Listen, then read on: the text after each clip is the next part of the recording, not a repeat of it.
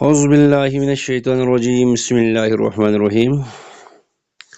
अस्सलाम वालेकुम स्टूडेंट्स, उम्मीद है आप सभी खैरियत वाफियत से होंगे। आप लोग अच्छी तरीके से पढ़ाई कर रहे होंगे। अच्छा, तो मैं हूँ अब्दुल हन्नान, अपने यूट्यूब चैनल हन्नान एकेडमी और फेसबुक पेज हन्नान एकेडमी के साथ आप लोगों की खिदमत में एक बार फिर हाजिर हुआ हूँ। स्टूडेंट्स, आप सभी को बखूबी इल्म है, पिछले साल 9th का कोर्स चेंज हुआ था, इस साल मैट्रिक का कोर्स चेंज हुआ है। तो मैं आज मैट्रिक की केमिस्ट्री, नेशनल बुक फाउंडेशन की जो केमिस्ट्री है, जो federal board of intermediate secondary education के तमाम स्टूडेंट्स के लिए पढ़ाई जाती है, उस किताब के एक वीडियो लेक्चर लेकर हाजिर हुआ हूँ। तो हमारा पहला चैप्टर है नेशनल बुक फाउंडेशन केमिस्ट्री का, जो हिस्ट्री ऑफ केमिस्ट्री के नाम से है। हिस्ट्री ऑफ केमिस्ट्री आज हम लोग डिस्कस करेंगे। तो उसमें सबसे पहला जो टॉपिक है हमारे पास, principles and methods in chemistry. Student, इस बात से हम लोग आगाह हैं, जो भी केमिस्ट होता है वो एक साइंटिस्ट होता है। साइंटिस्ट ओवरऑल जो साइंस पढ़ने वाले साइंटिस्ट ही कहलाते हैं। आप लोग फिजिक्स है, बायोलॉजी है, केमिस्ट्री। अगर हम लोग केमिस्ट्री के अंदर देखें तो एक बायोकेमिस्ट हो भी, वो भी साइंटिस्ट है। एक इनऑर्गेनिक केमिस्ट है, वो भी साइंस। तमाम केमिस्ट जो है वो साइंटिस्ट ही है। केमिस्ट क्या करते हैं, प्रिंसिपल्स मेथड्स का इस्तेमाल कर रहे हैं। देखो, किसी भी काम को करने के लिए जब तक आप प्रिंसिपल और मेथड्स इस्तेमाल नहीं करेंगे, उसमें आपके लिए पॉसिबिलिटीज़ नहीं है कि आपको कामयाबी मिलेंगी। अब केमिस्ट्री क्या एक साइंस है स्टूडेंट्स। केमिस्ट्री क्या है, जो साइंटिस्ट हैं, अब केमिस्ट्री के जो साइंटिस्ट हैं वो फॉलो कर रहे हैं रूल्स को और स्पेशल मेथड्स को। क्यों कर रहे हैं इन स्पेशल रूल्स और मेथड्स को? ताकि उनको समझने में आसानी हो जो हमारे इर्द गिर्द चीज़ें हैं, and understand how things around us and made up how they change. यानी वो ये रूल्स, ये मेथड्स, ये तरीक़ाकार क्यों इस्तेमाल कर रहे हैं? ये इसलिए कर रहे हैं हमारे इर्द गिर्द जो चीज़ें हैं इसको हम लोग आसानी से समझ सकें और हम लोग ये जान सकें वो कैसे बनते हैं और इनमें कैसे तब्दीली आ सकती है। उसी के अंदर हमारे पास है law conservation of mass and energy. देखिए स्टूडेंट्स, हम लोग जानते हैं लेवाइजर नामी एक साइंटिस्ट ने law of conservation of mass दे दिया था। उसने क्या कहा था, किसी भी कायनात के अंदर मौजूद शे को ना हम डिस्ट्रॉय कर सकते हैं ना हम लोग क्रिएट कर सकते हैं, बल्कि one form to other form में क्या कर सकते हैं, कन्वर्ट कर सकते हैं। यही चीज़ें। अब मास है, एनर्जी है। देखो, अब एनर्जी भी एक फॉर्म से दूसरी फॉर्म में तब्दील हो सकती है। अब देखें, in chemistry we says mass and energy can not be made और डिस्ट्रॉय। देखो, हम कह सकते हैं मास और एनर्जी को हम लोग ना बना सकते हैं ना हम लोग उसको डिस्ट्रॉय कर सकते हैं। Mass is how much something a weight, यानी मास जो है उसका वजन कितना है, वेट कितना है। Energy is power to do like heat, और देखो टू डू वर्क। हम लोग जानते हैं कि एनर्जी किसी काम को करने की जो सलाहियत है उसको क्या कहते हैं, एनर्जी कहते हैं। हमने किसी चीज़ को पुश किया, पुल किया, तो हमारी एनर्जी हमारी साइड से उस तरफ क्या हो गई, ट्रांसफ़र हो गई, जिसकी वजह से वो पुल और पुश में आपके लिए हेल्पफुल होगी। अच्छा, एनर्जी में भी लाइट शक्ल में भी हो सकती है, हीट की शक्ल में भी हो सकती है स्टूडेंट्स। अब एक एग्जांपल की बात करते हैं हम लोग। If you mix two things, then they make something new. Total weight before and after reaction status। हमने दो या दो से ज़्यादा दो चीज़ों की बात की है, यहाँ दो चीज़ें हमने मिक्स कर लिया। जब वो इससे एक नया चीज़ बना, उसका वेट हमने किया बिफोर सोल्यूशन अलग अलग करके किया और आफ्टर सोल्यूशन अलग अलग करके किया, तो दोनों के वेट क्या होगा, according to law of conservation of mass क्या होगा, सेम होगा। जैसे फॉर एग्जाम्पल हमने पानी के अंदर साल्ट को मिक्सअप कर लिया या पानी के अंदर हमने शुगर को मिक्सअप कर लिया, तो इनका बिफोर वेट जो था वही after the completion of solution भी आपके पास वेट वही ही रहेगा। स्टूडेंट्स, ये सारी चीज़ें using observation and logical thinking. आप लोग जानते हैं साइंटिस्ट बिलीव करते हैं सबसे पहले ऑब्जर्वेशन कर रहे हैं, फिर उसके ऊपर एक्सपेरिमेंटेशन करते हैं, फिर उसमें मुख्तलिफ सवाल पैदा कर रहे होते हैं, क्योंकि हर चीज़ को एहतियात से करते हैं ताकि वेरीफाई कर रहे हैं उस बात को, आई कहीं गलती के पॉसिबिलिटीज़ नहीं रहे। Scientist look carefully at the things and use smart thinking. यानी साइंटिस्ट क्या कर, हर चीज़ को बहुत एहतियात के साथ देखते हैं, बहुत क्लोजली देखते हैं, यानी स्मार्ट वर्क वो लोग कर रहे होते हैं ताकि कहीं कोई गुंजाइश, गलती की गुंजाइश न रहे। एग्जाम्पल, साइंटिस्ट क्या है, एक साइंटिस्ट, एक मेंडलीफ नामी एक साइंटिस्ट था। हाँ देखिए, सबसे पहले जो पीरियोडिक टेबल बनाया वो मेंडलीफ ने बनाया। उससे पहले न्यूलैंड, डायट्स, ट्रायड्स के नाम से भी कुछ एलिमेंट्स के ऊपर काम हुआ था, लेकिन एक प्रॉपर वे में पीरियोडिक टेबल बनाए थे वो मेंडलीफ। अब इसकी बात भी आगे करेंगे। Look at how element is. Mendeleev ने, जब एक साइंटिस्ट था, उसने देखा ये एलिमेंट किस तरह काम कर रहे हैं, किस तरह एक्ट कर रहे हैं, वो सारी चीज़ें उसने देखा। देखो, इसने क्या किया, एक पीरियोडिक टेबल बनाया। Even guess some elements before they found, यानी उसने कुछ एलिमेंट्स के लिए पोजीशंस जगह छोड़ दी, उनकी खुसूसियात बता दिया, हालांकि वो एलिमेंट्स नहीं पाए गए थे।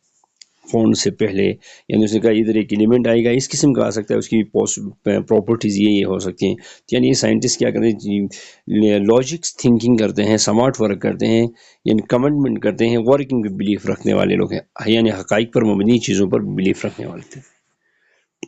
अब साइंटिस्ट जो भी काम करते हैं उसको अपने कंट्रोल में रखते हैं, कहीं ऐसा ना हो जाए उसका आउटपुट गलत ना हो जाए या कहीं और ख़राबी ना हो जाए, ताकि उनको पता होता है कौन कौन सी चीज़ें उन्होंने मिक्स किया है, कैसे उन्होंने करना है, क्या कुछ करना है, जो कुछ गलती की गुंजाइश नहीं छोड़ने की कोशिश, कंट्रोल में होता है तमाम चीज़ें उसके बाद। क्योंकि वो एक्सपेरिमेंट्स परफॉर्म कर रहे हैं, तो उन्होंने कौन सी सब्सटेंस को कितना लिया है, कितनी अमाउंट में लिया है, क्या स्ट्रेंथ लिया है, क्या क्या चीज़ें हैं, क्या क्या उनकी कंसनट्रेशन क्या है, वो सारी चीज़ें अपने कंट्रोल में रखते हैं, ताकि कहीं रिजल्ट में आउट होगा, इधर उधर होगा, तो वो अपनी वेरीफाई करेंगे कौन सी चीज़ की वजह से उनके रिजल्ट में गलती मुयसर आई। तो बात करते हैं, देखो scientist do test where they only change in one thing at a time. हाँ, एक्सपेरिमेंट कर रहे हैं तो वो एक साथ दो या तीन चीज़ों को चेंज नहीं करेंगे, बल्कि एक ही चेंज करेंगे। अब उसी एक थिंग को, एक सब्सटेंस को चेंज करने के बाद वो अपना रिजल्ट देखेंगे, उनके रिजल्ट में कितना उतार और चढ़ाव आया है। जब उतार और चढ़ाव है तो उसको रिकॉर्डिंग करेंगे, रिकॉर्ड में रखेंगे, फिर दूसरी उसी सब्सटेंस को बरकरार रखेंगे, अब दूसरी को चेंज करेंगे, फिर देखेंगे उससे कितने उतार चढ़ाव आया है। तो यानी वो चीज़ एक साथ एक ही चीज़ को करेंगे तो अब उनके कंट्रोल में हुआ है, भाई मैंने फलां चीज़ साइड किया है, इसीलिए इसके रिजल्ट में ये कमी या ज़्यादती हो गई है, इसलिए ये पॉसिबिलिटीज़ हैं, यही चीज़ें। Everything else stay the same, बाकी चीज़ें आपके पास क्या होंगे, सेम ही रहेंगे। अब एग्जांपल्स में कहते हैं हम लोग, when making medicine scientist just if work they only changing the medicine while keeping every else the same. देखो एक मेडिसिन बना रहे हैं तो एक ही मेडिसिन को वो क्या करेंगे, साइड करेंगे। अब उसको साइड करने के बाद देखेंगे वो सिरप बन रही है, टेबलेट उनका जो बना रहे जा रहे हैं, अब उसमें कितना इफेक्टेड होता है, अब उस सब्सटेंस के साइड करने से कितना इफेक्टेड होता है, क्या पॉजिटिव आता है, क्या नेगेटिव आता है, तो वो ताकि अपने उसको आगे मजीद ऑन करने के लिए, उसको क्लियर करने के लिए क्या करें, उसके ऊपर कंट्रोल रखते हैं। यानी कंट्रोल एक्सपेरिमेंट से ही बात वाज़ा होता है, जो भी साइंटिस्ट काम कर रहा है उनके काम में उनकी कमांड होती है, ताकि उनको वेरीफाई किया जा सके आसानी के साथ। नेक्स्ट है पीर रिव्यू। स्टूडेंट्स लफ्ज़ पीर अपने साथी को कहते हैं, अपने कोलिग्स को। देखो एक ही साइंटिस्ट ने काम किया तो वो ये नहीं कहेगा मेरा काम ठीक है, अब वो क्या करेगा, डिस्कशन करेगा अपने पीर के साथ, उसके ऊपर मुख्तलिफ सवालात उठाएंगे उसके पीर्स, और उसके पीर से भी उसी के ऊपर काम करेंगे, वेरीफाई किया जाएगा ये इसका काम ठीक है कि गलत है। देखो पीर फिर scientific work is published in the scientist check it. देखो किसी भी काम को पब्लिश करने से पहले साइंसदान क्या करें, उस काम को वेरीफाई करते हैं, तस्दीक करते हैं, तहकीक करते हैं दूसरे साइंटिस्ट की मदद से, उसको फिर पब्लिश किया। दे लुक फॉर मिस्टेक और प्रॉब्लम्स। देखो वो देखते हैं कहीं उनके अंदर, उस काम के अंदर कहीं देखो एक ही इंसान से पॉसिबल नहीं ये चीज़ें कवर होना। अब बहुत सारे माइंड अपसेट वहाँ आ जाएंगे, बहुत सारे सवालात उठेंगे, तो फिर उसके जो काम करने वाले के जहन में भी सवालात के जवाब मिलेंगे, वो प्रूफ कर सकेगा अगर उसने काम सही किया है, तो फिर इसी तरह से यानी इन चीज़ों को बेहतर तरीके से आगे देखा जाता है। Example, if someone find a new chemicals other scientist test it to make. देखो एक ने कहा भाई मैंने केमिकल फाउंड किया, तो दूसरे उसकी बात पे एकदम आंखें बंद करके यकीन नहीं करेंगे, और दूसरे भी वेरीफाई करेंगे ऐसे केमिकल फाउंड किया है जो प्रॉपर्टीज बता रहा है, क्या रियल में यही केमिकल है या उसको ऐसे ही अचानक सा इस तरह की बातें सामने आई, तो वे वेरीफाई करेंगे उसके 2-3 मतलब 4-5-6 मतलब नंबर ऑफ टाइम्स क्या करेंगे, सीरीज ऑफ टाइम इसको एक्सपेरिमेंट करके वेरीफाई करेंगे कि ये केमिकल वाकई में है कि नहीं है। तो ये चीज़ें हैं पीयर रिव्यू में। बीइंग ऑब्जेक्टिव्स, अब क्या करते हैं, बीइंग ऑब्जेक्टिव्स की बात करेंगे, साइंटिस्ट क्या करते हैं, एक चीज़ को हक़ाइक़ पर बात करेंगे, गेसेस और ओपिनियन पर नहीं कर रहे हैं। देखो मेरी ख्याल ये है, मैंने ये सोचा था, इस तरह की बातों में वो यकीन बिल्कुल ही नहीं करते, या ऐसा हो सकता है इस तरह, बल्कि वो क्या करते हैं, जो कुछ उनको नज़र आ रहा है, जो ऑब्जर्वेशन कर रहे हैं, उसको एक्सपेरिमेंटेशन के ज़रिए प्रूफ कर रहे हैं, ये बात रियल है या नहीं है। अब इन चीज़ों के क्या करते हैं, वो उनको बहुत एहतियाती के साथ केयरफुली एंड फॉलो स्टेप्स। अब देखो उनको क्या करें, स्टेप बाय स्टेप एहतियात के साथ उनकी मेजरमेंट कर रहे हैं, और स्टेप्स को फॉलो करके उस बात को हक़ाइक़ पर तस्लीम यानी पॉइंट टू द पॉइंट तक पहुंचाते हैं। Example, when finding out what are molecules look like, they use machines and math, not just what they feel or think. देखो जो मॉलिक्यूल उनको नज़र आता है उसके ऊपर देखने के लिए उसको मुख्तलिफ मशीनरी का इस्तेमाल किया जाएगा जो उनके लिए अवेलेबल है, फिर मुख्तलिफ किस्म के टूल्स को इस्तेमाल किया जाएगा, मैथमेटिक कैलकुलेशन को इस्तेमाल किया जाएगा, यानी उसको उन मशीन और मैथमेटिक टूल्स की मदद से उनको वेरीफाई करके तसल्ली बख्श काम किया जाएगा। फिर वो क्या करेंगे, जस्ट वो अपने फीलिंग्स या थिंकिंग के हिसाब से बात नहीं करेंगे, बल्कि तस्दीक करने के बाद उसकी बात की कन्फर्मेशन करेंगे। स्केप्टिसिज्म एंड प्रूफ, देखिए बेटा साइंटिस्ट क्या है, naturally skeptical and always double check new discoveries, do not believe things too the quickly। यानी साइंटिस्ट कभी भी किसी चीज़ को जल्दी होने में, यानी अभी ही जवाब मिल जाए उस बात पे यकीन नहीं कर रहे हैं। यानी उनका मतलब ये हो गया कि स्टूडेंट्स, साइंटिस्ट क्या कर रहे हैं, स्टूडेंट्स वो बार बार उस चीज़ को वेरीफाई कर रहे हैं, रिपीट कर रहे हैं, उसको एक्सपेरिमेंट पहले किया परफॉर्म, उसका रिजल्ट रिकॉर्ड में रखा, फिर दूसरा एक्सपेरिमेंट पर रिजल्ट रिकॉर्ड में रखा, फिर इसी तरह नंबर ऑफ एक्सपेरिमेंट वो परफॉर्म करते जाएंगे और रिजल्ट रखेंगे। लास्ट में अपने रिजल्ट्स के साथ सारे रिजल्ट का कंपेरिजन करेंगे तो देखेंगे उनके रिजल्ट सेम आ रहे हैं कि नहीं आ रहे हैं। अगर नहीं आ रहे तो वो देखेंगे कौन से एक्सपेरिमेंट में रिजल्ट ऊपर या नीचे आ रहा है, वो कितना उनका रेशियो में आ रहा है, कितना परसेंट वो सर्टेनिटी के साथ, क्लियरेंस के साथ वो बता सकते हैं। तो वो यानी उनकी बिलीफ ये नहीं है सेकंडों में चीज़ें हो जाए इस बात पे वो यकीन नहीं कर रहे हैं, बल्कि वो हक़ाइक़ पर आहिस्ता आहिस्ता चीज़ों को काम करने पर यकीन रखते हैं ताकि उनको कंफर्मेशन रिपोर्ट मिले। यानी देखें, always double check new discoveries, they do not believe things too quickly. अच्छा, they check again and again. Example, if someone says found new chemicals, वही बात हमने हुई। अब इससे हवाले से कौन से क्वेश्चंस देखो, अभी जो पहला टॉपिक हमने पढ़ा इससे क्या क्या क्वेश्चन बन सकते, how mass and energy conversion in chemical reactions, how chemist use observation logical thinking, जो टॉपिक पढ़ा उससे कुछ रिलेवेंट क्वेश्चन है। What is important of control experiments, क्योंकि एक सवाल इन्हीं टॉपिक से निकले। What peer review is necessary, इनके सवालात आप लोग कमेंट्स में ज़रूर बता दीजिएगा students. How to need being objective and sceptical scientist research, ये सवालात हैं आपके फर्स्ट टॉपिक से। तो ये टॉपिक 1 था। अब हमारा टॉपिक 2 है एवल्यूएशन ऑफ साइंस आइडिया इन पैराडिग्म्स। अब देखिए बेटा, what is scientific evidence. Scientist paradigm is a set of ideas हैं, मेथड हैं, रूल हैं और गाइड हाउ साइंटिस्ट, या क्या है, सेट ऑफ आइडियाज़ हैं, जो हम मेथड्स हैं, जो रूल्स हैं, हमें साइंस के ऊपर काम करने के लिए, साइंटिस्ट के ऊपर काम करने के लिए क्या होता है, हेल्पफुल होते हैं। Contract research and interrupt discoveries, यानी इसकी वजह से रिसर्च में कॉन्ट्रैक्ट होती है, डिस्कवरी में इंटरप्शन होती है। अब इसी पैराडिग्म क्या है, या बिग आइडिया है, एक रूल है, दैट में साइंटिस्ट बिलीफ इन, यानी जिसका साइंसदानों का इसके ऊपर क्या है, बिलीफ है, यकीन है। It help them to the research and understand the world. अब देखो, पैराडिग्म इसी कंसेप्ट, इसी थ्योरी के मुताबिक, इनके हिसाब से साइंसदानों के लिए एक आइडिया है, इसके हिसाब से क्या है, उनको रिसर्च करने में और कायनात को समझने में उनको हेल्पफुल होती है। It allows scientists to learn more about new materials, discoveries and new materials and technology। अब पैराडिग्म की मदद से साइंसदानों को क्या करता है, एलो मिलता है, लर्न करते हैं वो लोग नई चीज़ों के बारे में जानने में, नई डिस्कवरीज करने के बारे में, मटेरियल्स की डिस्कवरीज करने में, वाले टेक्नोलॉजी की डिस्कवरीज के बारे में इनको क्या करता है, हेल्प मिलता है।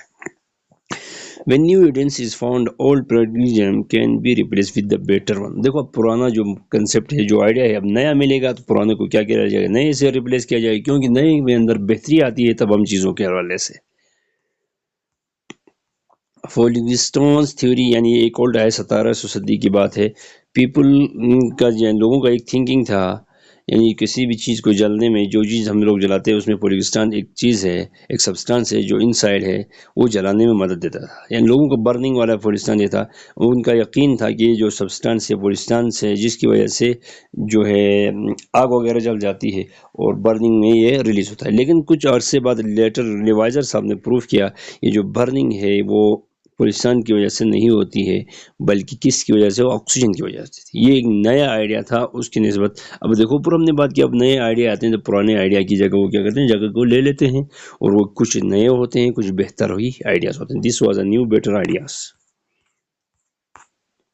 मॉडल्स ऑफ एन एटम, देखें models of an atom, atom के हवाले से कुछ मॉडल्स हैं।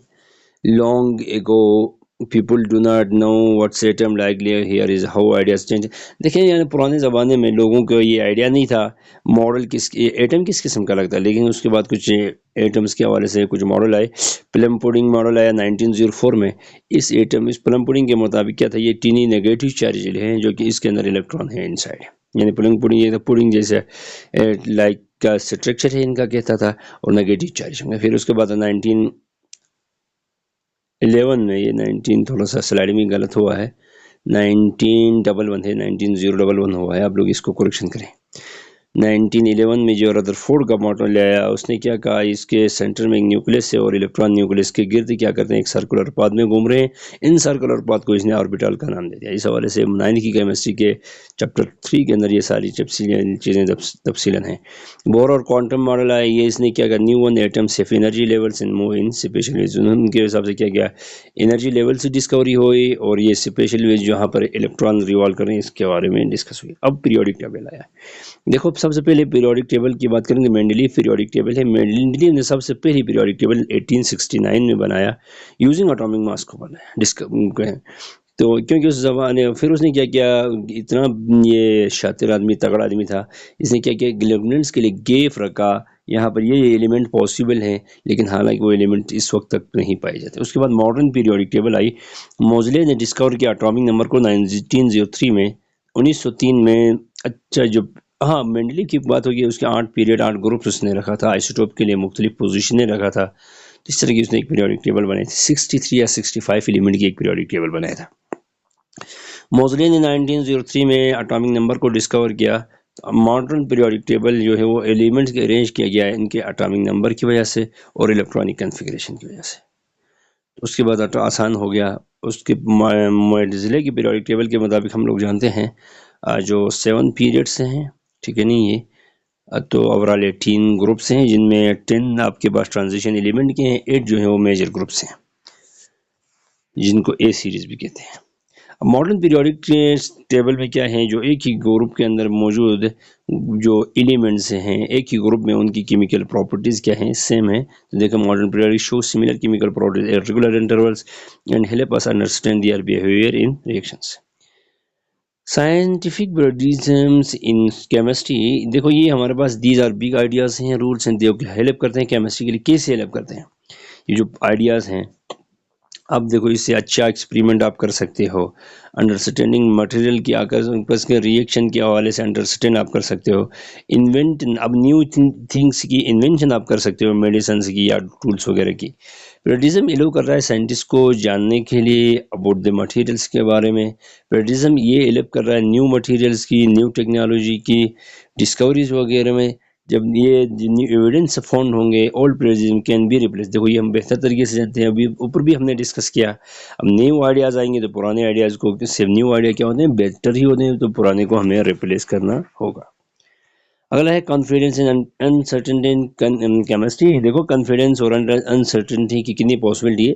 साइंस हमेशा कहीं भी बात डायरेक्ट हम लोग 100% उसको श्योर नहीं कह सकते, क्योंकि श्योर हम लोग तब कह सकते हैं जब हम लोग उसके अंदर मैथमेटिक्स का, टूल्स का, मुख्तलिफ टेक्निक्स का, एक्सपेरिमेंट का, ऑब्जर्वेशन का, रिजल्ट्स का, क्लियरेंस के बाद हम लोग कह सकते हैं। देखो टूल्स और इनको कह सकते हैं how sure they are about their results, फिर हम लोग कंफर्म कह सकते हैं इनके रिजल्ट्स क्या बेहतर हैं।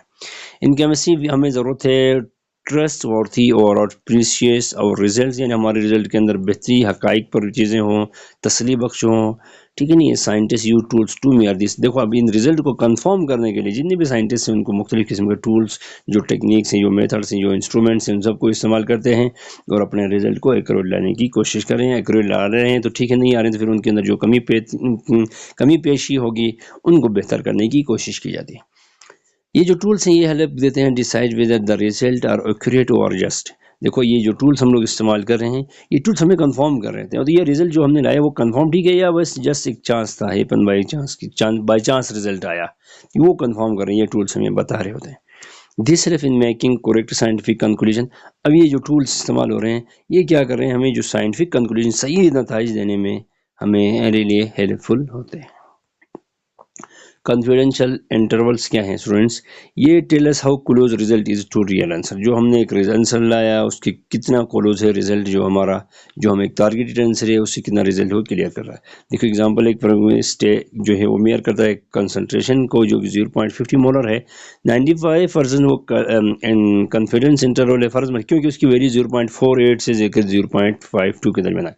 अगर उसकी वैल्यू 0.58 आती है तो बी ठीक है, 49 आती है तो बी ठीक है, 50 आती है तो भी ठीक है, 51 आती थी, 52 आती है, यानी इनमें से कोई भी वैल्यू आएगी तो ठीक है, क्योंकि इसी रेंज के दरमियान उसकी वैल्यू जाए। तो अब देखिए इसने कहा यानी ये भी रेंज के दरमियान वैल्यू आएगी, इसका मतलब है जो साइंटिस्ट वो 100% एक्यूरेट, वो 100% श्योरिटी नहीं है, वो कहते हैं 95% मेरा रिजल्ट ठीक है, मे बी 5% आगे पीछे पॉसिबिलिटीज है कि मे बी मिस्टेक के पॉसिबल है। तो यानी it means that there is 95% जो सर्टेनिटी है, their true value lies in this range, क्योंकि जो ट्रू वैल्यू है वो 0.48 से लेकर 0.52 के दरमियान पाई जाती है।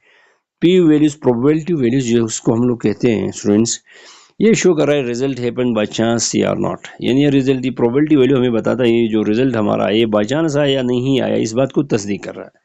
अब देखो एक समान लम्बर जो हमने लिया है 0.04 means the result is very likely real, यानी इतनी डिफरेंस आ रहा है, इतने गैप आ रहा है, इतनी कमी आ रही है, तो इसका मतलब रिजल्ट तकरीबन रियल ही।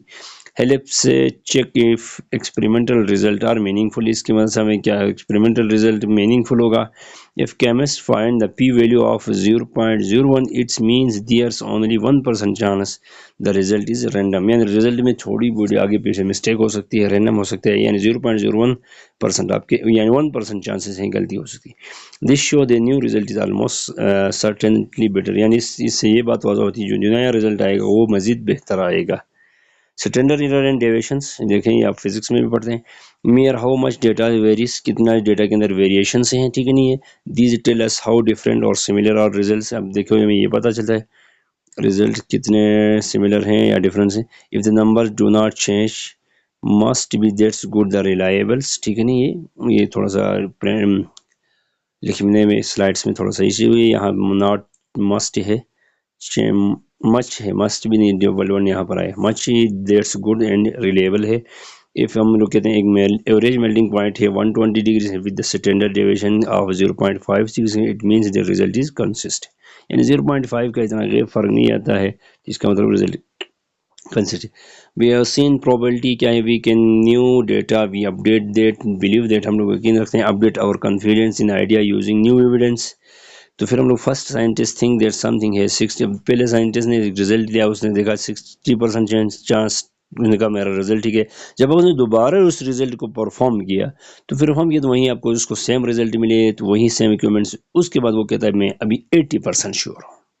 यानी प्रोबेबिलिटी बढ़ती जाएंगी, जिन्हें आप लोग एक्सपेरिमेंट को रिपीट करते जाओगे, कंफर्म करते जाओगे, रिजल्ट सेम आते जाएंगे, रिजल्ट आपके एक्यूरेट आते जाएंगे, तो फिर आप लोग की प्रोबेबिलिटी भी बढ़ेगी। क्वान्टिफाइंग अनसर्टेनिटी क्या है, अनसर्टेनिटी यो how much we could be off, हम लोग कितने ऑफ हैं। Tell us how the reliable and measurement is, ठीक है नहीं है कि ये हमें बताता है कितने हम लोग रिलायबल हैं और मेजरमेंट है।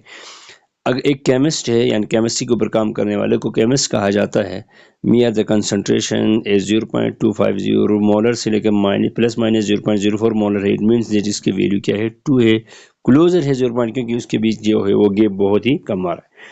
और रिपीटेबिलिटी एंड रिप्रोड्यूसिबिलिटी, देखो इन केमिस्ट्री रिपीटेबिलिटी और रिप्रोड्यूसिबिलिटी बहुत अहम इंपॉर्टेंट है, ये प्रोवाइड करते हैं एक्सपेरिमेंटल रिजल्ट्स को और रिलायबिलिटी को। देखो रिपीटेबिलिटी क्या है बेटा, रिपीटेबिलिटी एक ही लैब के अंदर एक ही पर्सन काम कर रहा है, एक ही अपरेटिस इस्तेमाल कर रहा है, उसी एक ही साइंस लैब के अंदर या उसी केमिस्ट्री लैब के अंदर वो क्या कर बार बार रिपीट, पर्सन भी सेम है, ऑपरेटर्स भी सेम है, लैब भी, तमाम चीज़ें क्या हैं सेम ही, एक ही जगह में परफॉर्म हो रहा है, उसी से जो काम हो रहा है, तो वो क्या कहे रिपीटेबिलिटी के रिजल्ट सेम दे रहा है। यानी it shows that the experiment is well control and consistent in one city, यानी एक ही साइंस लैब के अंदर जो काम हो रहा है उसका एक ही same person, same material, tools, ठीक है नहीं, same results is repeatability. Reproducibility देखो बेटा, पर्सन डिफरेंट है, पर्सन डिफरेंट है, टूल्स डिफरेंट है, लैब डिफरेंट है, लेकिन रिजल्ट सेम है। यानी अब देखो आप 3-4 स्कूलों के मुख्तलिफ साइंस लैब में डिफरेंट, आप 2-3 गवर्नमेंट स्कूलों की साइंस लैब का इस्तेमाल कर रहे हो, 2-3 प्राइवेट सेक्टर्स का कर रहे हो, किसी यूनिवर्सिटी का लैब का इस्तेमाल कर रहे हो, किसी कॉलेज की लैब का इस्तेमाल कर रहे हो, लेकिन सभी का रिजल्ट क्या है सेम। ये रिप्रोड्यूसिबिलिटी, रिपीटेबिलिटी, आपका एक ही लैब के अंदर काम होगा, एक ही पर्सन, सेम पर्सन काम करेगा, सेम ऑपरेटर्स का इस्तेमाल करेगा, सेम रिजल्ट आएगा। रिपीटेबिलिटी, रिप्रोड्यूसिबिलिटी, डिफरेंट लैब होंगे, डिफरेंट ऑपरेटर्स होंगे, डिफरेंट पर्सन होंगे, लेकिन रिजल्ट सेम आएगा, इसको कहते हैं रिप्रोड्यूसिबिलिटी। तो thank you for watching my videos. उम्मीद है आपको काफ़ी चीज़ें समझ आई होंगी। अगर समझ आई नहीं आई तो आप लोग क्या करें, कमेंट सेक्शन में कमेंट्स करके बता सकते हैं आपको कहाँ कहाँ कन्फ्यूजन है। तो इंशाल्लाह हमारी तरफ से कोशिश होगी आपको कन्फ्यूजन को दूर किया जाएगा।